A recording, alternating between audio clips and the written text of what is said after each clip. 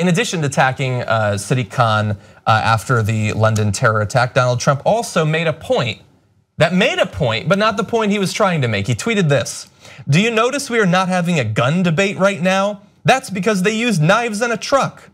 So he tweeted that because, of course, they had used both a truck and I believe it was a van and knives to kill 7 people. He doesn't seem overly concerned about the victims there. He seems concerned about a political point, but fine, we'll run with it. So he's true, we're not having a gun debate at that time because they used a van and knives.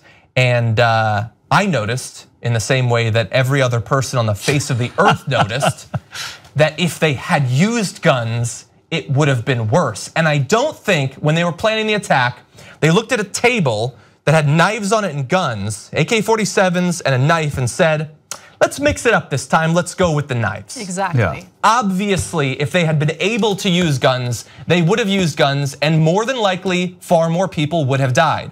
But the UK is a country that actually takes guns seriously and has limited them, and that's why they didn't have access to guns.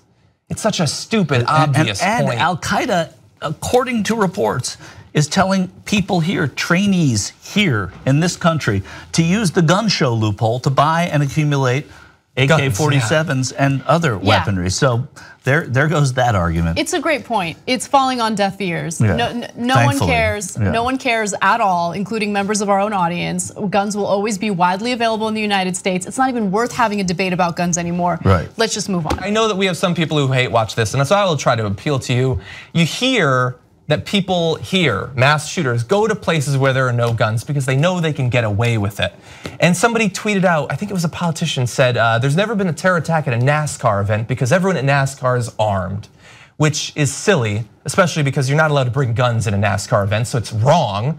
And secondly, the idea that these people who do these attacks wouldn't go to a place where they knew there were guns and they might be shot. I don't think these people making this criticism understand what the point of a suicide mission is. They know they're dying at the end of it. Guns aren't dissuading them from doing that. Right. But if you actually believe that point, that taking away citizens' guns means that the criminals will still be able to get it and they'll terrorize people, why is it that in the UK, in London specifically, where it's very hard to get a gun, why aren't the criminals all arming up with the guns that you say they'll still be able to get and then running amok throughout London? It's not actually happening because it's a stupid point, and you taking this long to realize that is causing people's lives to be lost here in the US. I don't even know if we're gonna get to it today, but there was another shooting in Orlando today, right? Yes. Where an angry ex-employee of a company decided to go in and open fire against his former colleagues and employers. Yeah. So, I mean, these stories have become so commonplace, they don't even make it to the top of the rundown anymore. Yeah. Exactly, yeah. We shouldn't let that American into our country. You don't like ads? Well, I hear you, brother.